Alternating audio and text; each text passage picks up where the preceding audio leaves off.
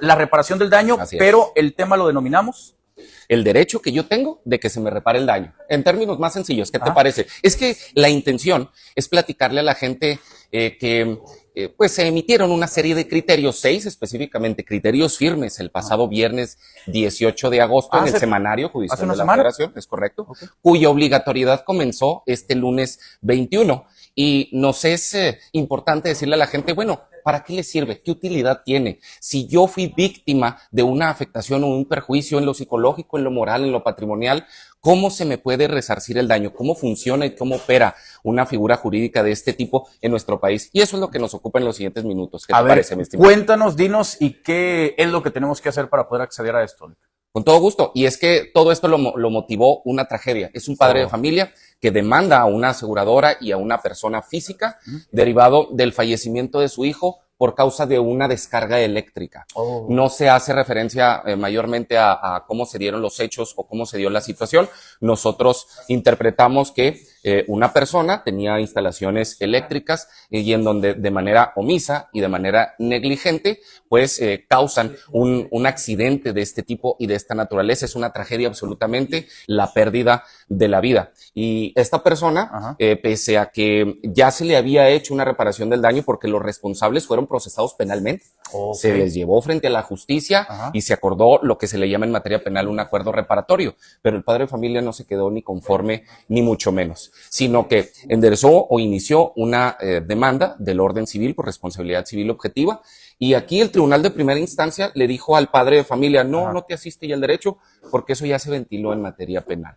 Apeló, se fueron al tribunal de alzada, y el tribunal de alzada le dijo, sí opera lo que es el daño moral por la pérdida de tu hijo, pero no te asiste el derecho de la reparación en materia patrimonial. Si bien se le pues concedió parcialmente la razón, también se inconforma, y se fue este asunto ante el análisis de la primera sala de la Corte Suprema de Justicia, que fueron los que ya emitieron, como acabamos de mencionar, los 6 criterios firmes en la materia y que queremos nosotros exponer de manera muy sencilla y muy concreta algunas ideas generales en este sentido. Y es que por causa de las tragedias nosotros podemos aquí hacer memoria rápida de una situación o la pérdida de la vida de unos muchachos que venían a bordo de una camioneta, lo platicamos aquí en este espacio, y en el estado de Guanajuato, y en la que al circular por esta carretera son embestidos por una patrulla de la Secretaría de Seguridad Pública de Guanajuato, elementos, bueno, a bordo se encontraban elementos de esta Secretaría que no se encontraban en llamado, no se encontraban en labores de patrullaje, ocasionan este accidente y ocasionan la pérdida de la vida. Sin dejar de mencionar también aquí el lamentable hecho de este joven que en la carretera de Aldama a Ojinaga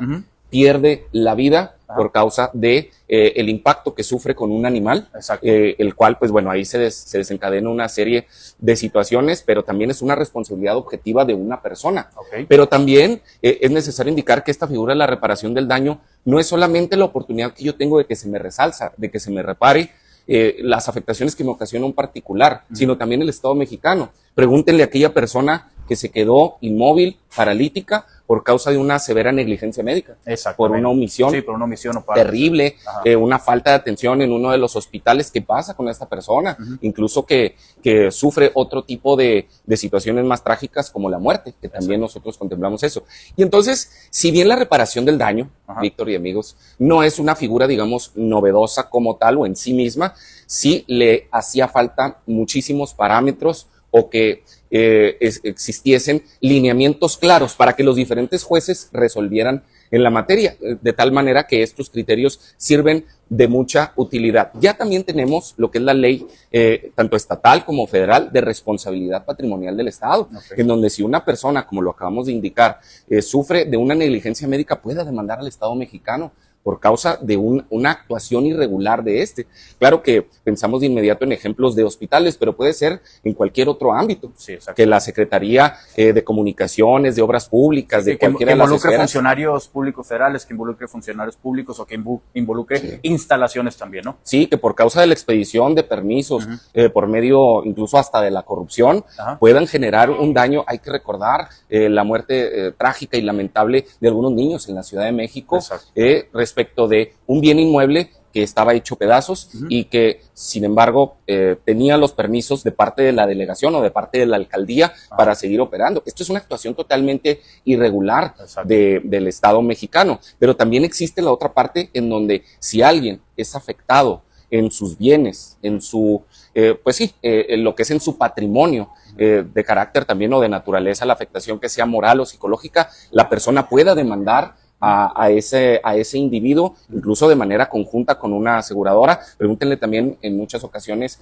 a las personas que sufren una colisión, hay un choque y no se les paga, no se les indemniza. No hay una reparación del daño, exacto. Ya dejémonos la parte del vehículo, sino que incluso las secuelas médicas que yo tuve que experimentar al haber sido víctima de una colisión o de una situación como esta, y en la cual la persona o el guiador que provocó esto, no sé, venía bajo los influjos de drogas, alcohol, enervantes. O viendo el celular o haciendo algo y es la responsabilidad completa de la otra persona. Es la causa ya reina de los accidentes. De acuerdo a las estadísticas oficiales de la Dirección de Vialidad de la Fiscalía General del Estado, la distracción por el celular ya es la causa número 1 de los accidentes y de los choques. Imaginémonos lo que es una situación como esta. Hay que tomar conciencia, pero sobre todo, aquí dentro de los parámetros que estableció ya la primera sala de la Corte es que, número 1, debe ser esta indemnización o esta reparación del daño debe ser integral, equitativa, justa, que no debe de ser o no debe estar sujeto nada más a la cuantificación de los daños materiales,